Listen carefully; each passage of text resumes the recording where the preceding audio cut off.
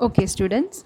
So in this class, we will deal with another type of population interaction which is known as parasitism. Okay, so let us see what is meant by parasitism. You have often heard about a parasite.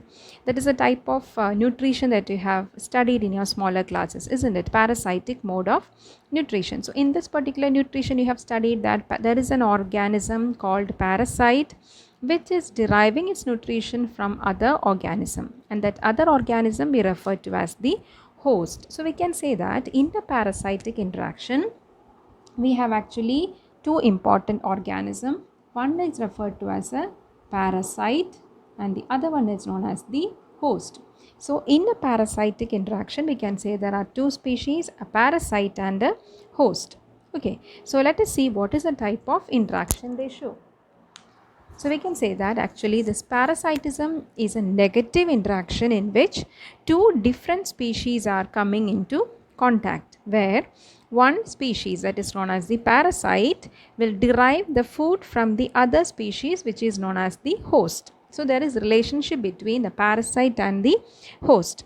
So in this interaction the parasite is benefited, that is why we have a plus sign here, but the host is harmed, that is why we have a negative sign for the other species. So one is benefited, the other one is harmed. Okay, so that is what is meant by parasitism. Understood. Now we will move on to the types of parasites. Basically we can see that in an ecosystem there are different types of parasites. Basically they are of ectoparasites and endoparasites. As the name itself says, ecto means they are seen outside. Ecto refers to outside, whereas endo refers to inside.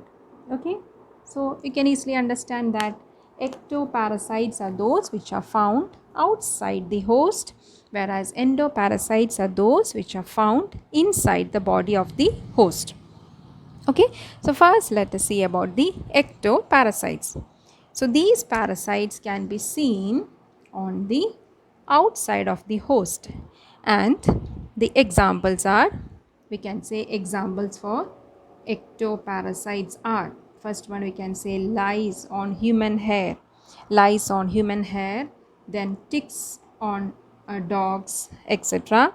Then certain marine fishes, you can see they are infested with ectoparasite called copepods. Copepods are actually very small zooplanktons, and certain marine planktons are actually having this copepods as their parasites. Okay, so these are the important parasites you can see outside the body. Okay, and we can also say leech. Leech is also a parasite which is called an ectoparasite. Have you understood? Okay, now coming to endoparasites. Endoparasites means those parasites which are actually living inside the body of the host. Example for endoparasite, we can say tapeworm, then we can say different types of bacteria which are living in the intestine of humans. Then we can say the malarial parasite, isn't it? The malarial parasite. So there are a whole lot of examples for endoparasites, or we can say roundworm, as that is Ascaris, or the roundworm. So these are all coming as endoparasites which are living inside the body of the host. Okay, inside the body of the host means they can invade different types of organs like liver, kidney, stomach, lungs, RBCs, etc. Now, the life cycle of endoparasites are more complex than ectoparasites. Have you understood? The life cycles of endoparasites are more complex than ectoparasites. Okay, because they are living inside the body of the host. Okay, now let us see. See, most of the people are having a confusion that whether the female Anopheles mosquito is a parasite. Here, actually, the female Anopheles mosquito is not a parasite. But you may think, then why is it coming and taking the blood and deriving the nutrition? Here, actually, you should understand that the female Anopheles actually sucks the human blood to get a protein which is needed for its egg formation. that is helpful in the reproduction process. Have you understood? So human blood is being taken by this female Anopheles mosquito not for deriving its nutrition but for getting a protein which is required for the reproduction. So since it is not depending on humans for its nutrition, we cannot call female Anopheles as a parasite. Understood? So it is actually sucking the plant sap as its nutrition. It takes the food from the plant sap. It is not taking any nutrition from the human blood. So since it is not deriving nutrition from the host called human, it cannot be called as a parasite. It is simply an organism that is taking the blood for its various reproductive purpose. Have you understood? So that is about female Anopheles. Now we will move on to the adaptations of the parasites. Adaptations means how the parasites are adapted, how the parasites are able to live outside as well as inside the body of the host. There should be some mechanism by which they can survive outside and inside the host. So let us see about the adaptations of the parasites. See, we can say that the parasite has actually evolved several adaptations in order to survive in the host as well as outside the host. Okay. Now, host will be having several mechanisms to reject the parasite, but the parasite should have some features which will enable them to live inside the host. Okay, let us see the important adaptations of parasites. See, for example, Cascuta is a plant parasite. This Cascuta is having only a stem. It is not having any roots. Understood? The stem is having yellow color because it is not having any chlorophyll content since it is deriving the nutrition from the other plants on which it is growing. So we can say those parasites which are plants, they lack proper roots. Those plant parasites which are present, they lack proper roots because they need not take anything from the soil. They're getting ready-made food from the host. They will just entangle around the host and then they will derive food from the host. Okay, so they have actually stem which is capable of absorbing the nutrients of the host. The stem will find its connection till the xylem and phloem of the host and then taking nourishment from the host. Okay, so that is why I told they lack proper roots, which are actually plant parasites. Then second point, we can say those parasites which are actually living inside the body of the host. For example, some parasites, some bacteria, they are living inside our intestine. So they have thick cuticle to resist the acid secretion of the stomach. You know that acid is being secreted, especially HCl is secreted in the stomach. So these bacteria or these parasites should have a thick cuticle so that they should not die because of the acid secretion of the stomach.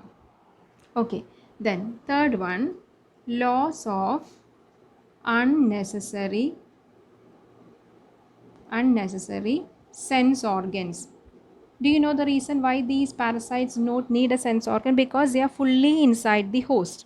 They need not have to have any sort of contact with the outside environment because they are getting everything from the host. So they need not have antenna, they need not have eyes, they need not have other sensory structures in order to sense the changes in the environment. So once they are inside, they are living inside the host. So that is the reason why they don't have any unnecessary sense organs. Then in order to cling to the inside of the host, they are provided with hooks and suckers. Hooks and suckers. Hooks are there specially to cling into the intestine of the humans, and suckers, for example, in case of leech, you know that leech will be attacking the humans by the suckers. Through the suckers, they are sucking the blood. Understood? So these are helpful for them to have, you can say, when they take blood from the humans, with the help of the suckers, they are taking the blood.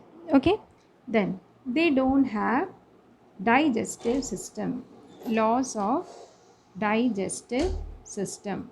Okay, they need not want any digestive system because they're taking directly the juice from the host, so they need not have any digestive system. Okay, then next is they have high reproductive ability. That is their ultimate aim. Once they cling on to the body of the host, outside or inside, they should expand their number fast so that they are provided with high reproductive ability. Have you understood? So these are the important adaptations of the parasites. And certain parasites will have either one host or several hosts. Okay, so that we will see now. See, here you can see that these are some important endoparasites which have very complex life cycle. So you can see that human liver fluke, this is an organism which are able to complete the life cycle only with a snail and a fish. So they have two important, we can say two important hosts, that is snail and fish. When you take the case of tapeworm, we can say there are two important hosts, that is pig and the man. They can complete the life cycle with two hosts.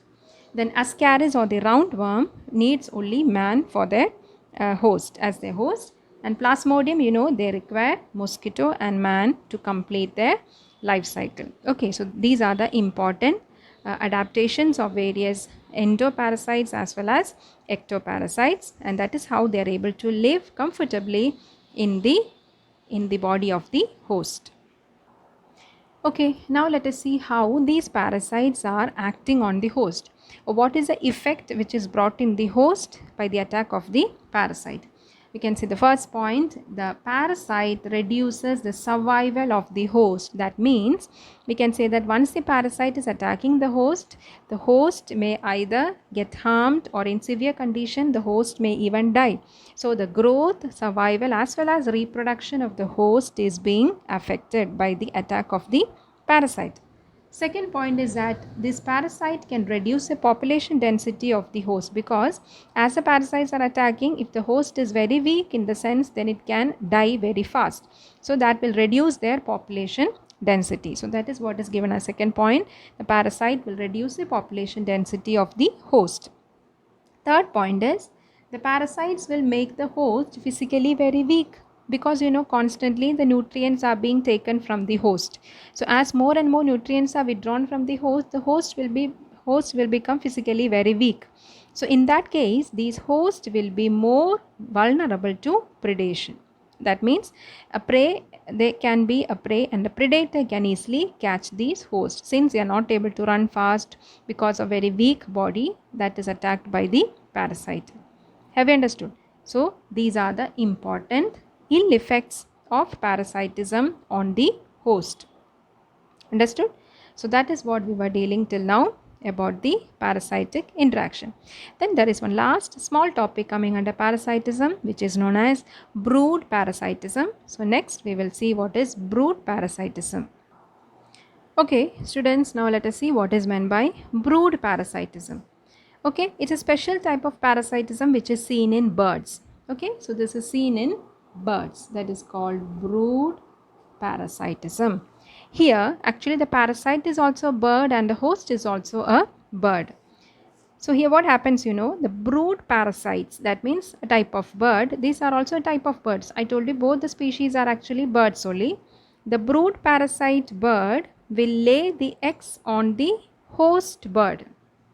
Have you understood? The brood parasite will lay the eggs on the nest of the host, which is also a bird, for incubation, hatching, and for rearing the young ones. You know that parasites are very lazy ones. They don't want to do any job. They want others to do job for them. So same condition is happening here also. The brood parasite is a type of bird which is laying its eggs onto the nest of other bird which is acting as the host.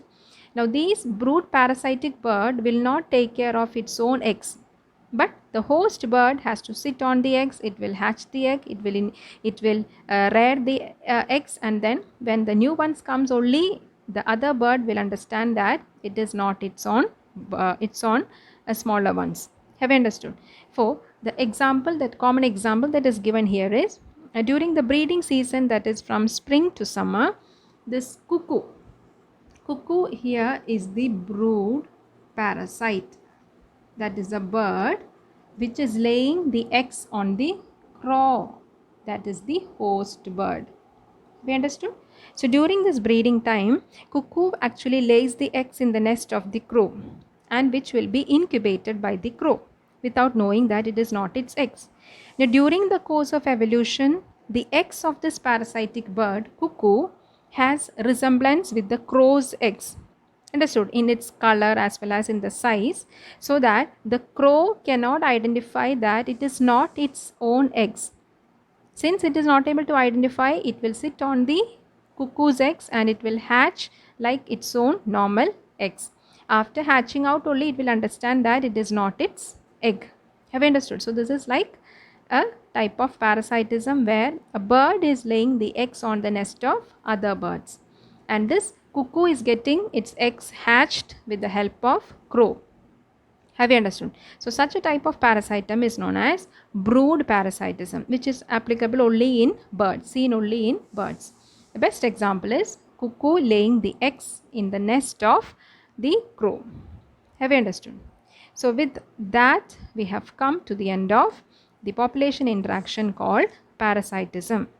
Okay, so you can go through all the important notes which are given in the class.